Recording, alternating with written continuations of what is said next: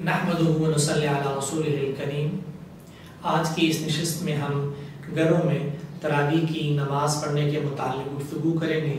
کیا گھر میں تراویح کی نماز پڑھنا جائز ہے یا نہیں؟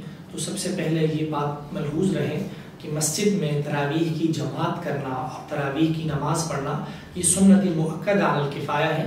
اس کا مطلب یہ ہے کہ اگر کچھ لوگ مسجد میں تراویح کی جماعت کریں گے تو بقیہ محلے والوں کو سنت کا ترک سنت کا گناہ نہیں ملے گا۔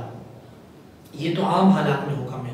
موجودہ حالات میں اگر کہیں پر تراویح کی نماز مسجد میں پڑھنے پر پابندی ہے تو وہاں پر تو بلا شبہ آپ گھر میں تراویح کی نماز پڑھ سکتے ہیں، اور جہاں پر تراویح کی نماز مسجد میں جانے پر پابندی نہیں ہے بلکہ محدود لوگوں کی اجازت ہے، وہاں پر بھی اگر مسجد میں تراویح کی جماعت ہو رہی ہو تو گھر پر تراویح کی نماز پڑھ سکتے ہیں، کیونکہ حدیث میں آتا ہے جعلت لی الارض مسجدا کہ میرے لیے زمین کو مسجد بنایا گیا ہے۔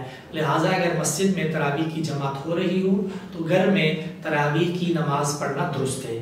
اب گھر میں تراویح پڑھنے کا طریقہ کیا ہوگا؟ تو گھر میں تراویح کی نماز انفرادی طور پر بھی پڑھی جا سکتی ہے۔ اگر کوئی انفرادی طور پر تراویح کی نماز پڑھے گا، اکیلے پڑھے گا، تو جو تراویح کی سنت ادا ہو جائے گی، اور جماعت کے ساتھ بھی پڑھی جا سکتی ہے۔ جماعت کے ساتھ پڑھنے کا طریقہ یہ ہے کہ اگر کوئی حافظ قرآن میسر ہو تو ان کی اقتداء میں آپ تراویح کی نماز پڑھیں، اور اگر حافظ قرآن میسر نہ ہو تو کوئی بھی باشرہ مرد گھر کے افراد میں سے وہ تراویح کی نماز پڑھا سکتا ہے۔